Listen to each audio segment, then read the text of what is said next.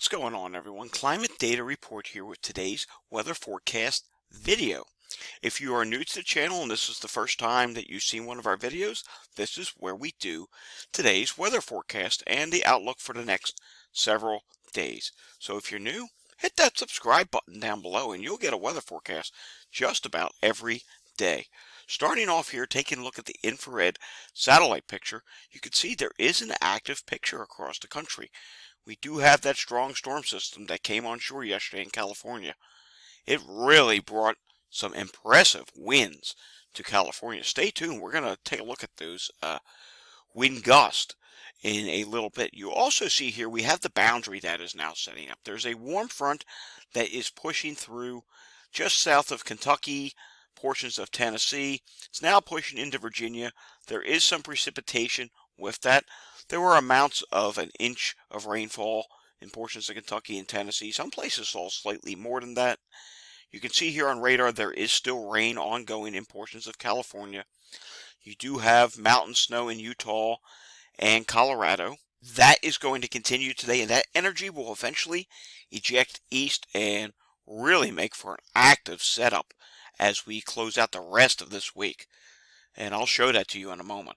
As you can see here, there are already hydraulic outlooks for portions of Kentucky, Indiana, Illinois, and Missouri. That is going to be replaced by flood watches, which should be up within the next couple of hours for that region, as a high impact system is expected. West Coast, there are still flood watches up in California. In the mountains, you have winter storm warnings, and there's even a red flag warning today for portions of Texas, Oklahoma, Kansas, and even portions of Colorado, as a dry wind could strike up the potential for wildfires today. Taking a look at some wind reports from yesterday, there were surely some impressive wind reports. Here you go. Lexington Hills, which is in Santa Clara County, California, 75 miles per hour. Then we come down to here, and there was actually northwest Boulder Creek, 65 miles per hour. That's in Santa Cruz. And then down here in Nye County, Nevada, Mercury, 10 miles northwest of Mercury, 97 mile per hour wind gusts. That is just insanity. And there's actually a description here. The Area 27 ARL SORD site began measuring thunderstorm wind gusts greater than 58 miles per hour yesterday afternoon. These gusts continued through later in the afternoon, the peak gusts measuring during that time. So wow, 97 miles per hour. There was also a record reported yesterday. A record low temperature of 25 was set in New Bern, North Carolina yesterday. This breaks the old record of 28 set back in 1965. So that's a really old record that was broken. Alrighty, taking a look here at the Storm Prediction Center. There's a marginal risk for severe storms today across portions of Missouri, southeast Iowa, Illinois, and northern Indiana. We're not too concerned about severe weather today, but an isolated warning cannot be ruled out. It's tomorrow where things start getting interesting. There's a slight risk of severe weather across portions of central Texas and Oklahoma. There's a marginal risk that then extends all the way into portions of Indiana. Tomorrow's threats are, there's a small threat of a tornado in portions of Oklahoma and northern Texas. Wind is probably a greater threat, as is hail at this point in time. And there's actually a hatched area for hail, so that's something we will have to watch. The bigger threat day is on Friday. There is an enhanced risk of severe weather for portions of Louisiana, Mississippi, and southeast Arkansas. Surrounding that, there is a slight risk of severe weather from eastern Texas on up into southwest Kentucky and even extreme south Illinois, and this is the day we really have to watch. Probabilities are already at 30%. There's a hatched area. The initialization of these storms could be in the form of discrete supercells where all modes of severe weather are possible. They're actually saying that here in the outlook, and they're even saying this could include, I'm going to highlight it here, this could include strong tornadoes. So they have wording out saying strong tornadoes at the initialization of this. And I'll show that to you on the models. The other thing we have to concern ourselves over the next several days is the potential for excessive rainfall and flash flooding. There's a day 2 excessive rainfall outlook with a slight risk from Oklahoma through southwest Ohio, just about Cincinnati area. That's for tomorrow.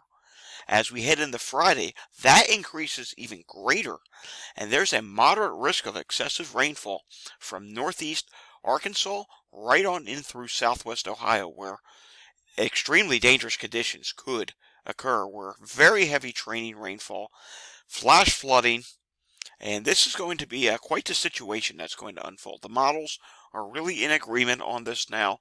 And let's take a look at some precipitation amounts. This is the WPC for the next 1 through 7 days. And you can see here, there's a widespread swath of red, which is 3+ inches of rain expected. Within that, you see this light shade of orange. That's 4+ inches of rain expected.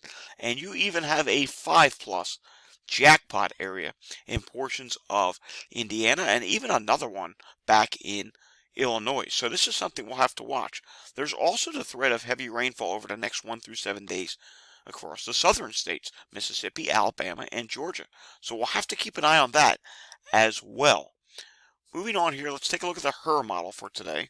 We'll do it nationally. As you can see here, rain continues with showers today in California, and that's going to be the case throughout the entire day. Those showers that you see with the warm front down in the Tennessee Valley, that is going to eventually break up and fall apart. Then this afternoon and evening, we have to watch some showers and thunderstorms will break out across the southern Great Lakes region and the Ohio Valley. That will shift east. Pennsylvania, you're going to see some elevated thunderstorms, meaning showers, but there could be some thunder with it. Not expecting anything in the way of severe weather.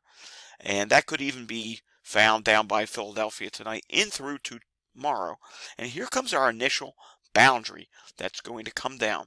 And this is essentially going to stall over southern Ohio, Illinois, Indiana, back through Missouri. And once that stalls, we have to watch tomorrow night. The initial round of training is going to set up with this. You can see it here taking shape coming out of Oklahoma and northern Texas. And that initiation is basically going to set up the train tracks. And these cells, thunderstorms, clusters of heavier rain are going to train over the same areas again and again. You can see that here. One round comes through Illinois and Indiana. Another round sets up behind it. Then the main caboose sets up very early on Friday morning across Texas and Oklahoma. And that's what we have to watch for Friday. Let's take a look at the RGM model. As you can see here on the RGM model, I'll advance this up until about tomorrow afternoon. Here's tomorrow evening and tomorrow afternoon. You can see heavy thunderstorm activity gets going from Oklahoma through Missouri. And that's what sets up the train tracks. It really starts to ride along that boundary. And look here, you have heavy training rainfall. These purples here, not only is that severe thunderstorms, that's also 1 to 2 inch per hour rainfall rates within these storms, and potentially some hail as well. That's something that really needs to be watched in Oklahoma. There could definitely be some large hail with this system. Northeast of there, where the severe weather threat is less for Thursday evening, Illinois and Indiana, this is predominantly very heavy rainfall. Yes, there will be some thunder and lightning with this, but flash flooding is your big threat for Thursday and again on Friday. And watch what happens on Friday morning here. You can see a squall line tries to get going in portions of Oklahoma and Texas, and that tries to push east, but again, it gets hung up, and it just becomes a very heavy area of rainfall with the boundary as it tries to push north. Then another squall line will attempt to get going Friday evening. This is the one that we're really concerned about. From Texas on up into Arkansas, maybe even up through Kentucky. It's possible this threat gets further north. As I advance this, you can see here the squall line gets stronger. And I'm actually going to zoom in to the southeast region so you can see this. Look at this squall line here. You're seeing these purple colors and pinkish purple colors. Those are strong bow echoes that could potentially form with this squall line. And it wouldn't surprise me if there's wind gusts 70, 80 miles per hour.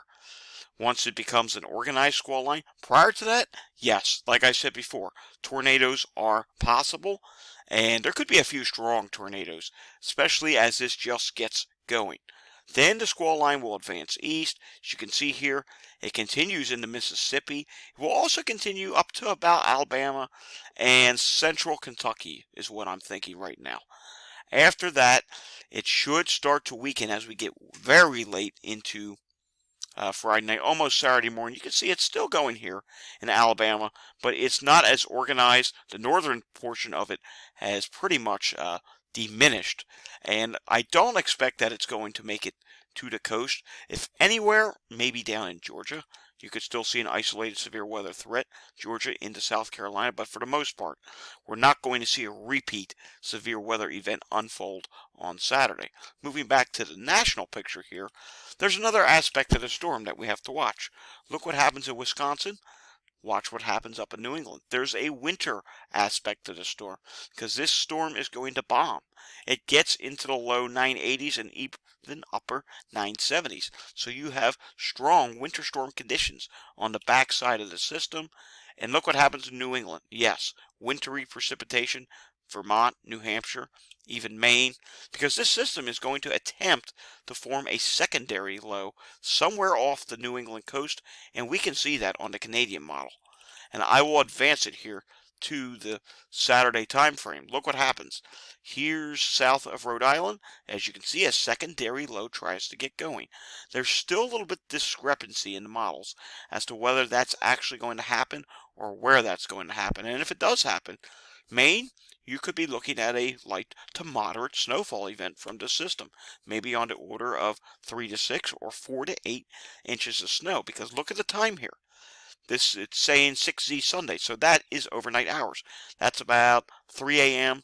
on Sunday morning, we'll just say. Anytime you get nighttime snow at this time of year, it does stick better. Let's advance the Canadian model into next week. This is the next thing I want to show you. Unfortunately, yes, there's another event for California, not as strong as the one you saw yesterday, which was absolute insanity, but yes, another storm system. We also look at next week, look at the northeastern states. Very cold air for this time of year penetrates from Canada down into the eastern states. It gets as far south as Georgia, and this is really impressive. So this is something we will have to watch going into next week. I don't think you're going to see any major warm-ups. Any warm-ups that do come in the east are going to be short-lived. The Canadian long range does show another warm-up coming, but look behind it.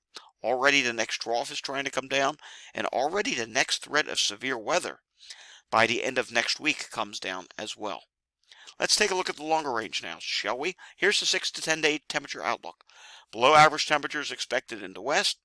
Below average temperatures expected in the northeast. Above average temperatures expected in the south. 8 to 14 day outlook. Below average temperatures expected in the west. And as I just showed you, the northeast is going to stay below average. We may get 1 or 2 days with warm-ups in between, but they're going to be short-lived. I don't see any sustained warm-ups for the northeast through the first week of April. The south, however, is going to stay above average. 6 to 10 day precip outlook. I tend to think this is a little bit underdone because you're going to get that big swap of flash flooding potential from portions of Oklahoma through the Ohio Valley. So I would have had this a little bit more above average. They continue with the theme of above average in California and in the northeast and in the southeast. 8 to 14 day, still slightly above average in the west coast and ever so slightly above average in the east. Alrighty, if you live in the area of Oklahoma through the Ohio Valley, start preparing today. The severe weather threat tomorrow is for Oklahoma and Texas. The severe weather threat for Friday is from eastern Texas on up into Kentucky. This is going to be a major system. It's going to produce life-threatening flash flooding. And yes, the threat of tornadoes across Texas, Louisiana, Arkansas, maybe even a Mississippi. So this is a system you want to pay close attention to. We'll have another update tomorrow, and if need be, we will do a quick short update. Until next time, enjoy the weather where you're at. Stay safe, everyone. If you like this content, hit the like button down below. If you want to see more of this content, give the channel a subscription and hit the subscribe button down below. See you all next time. Thanks for watching.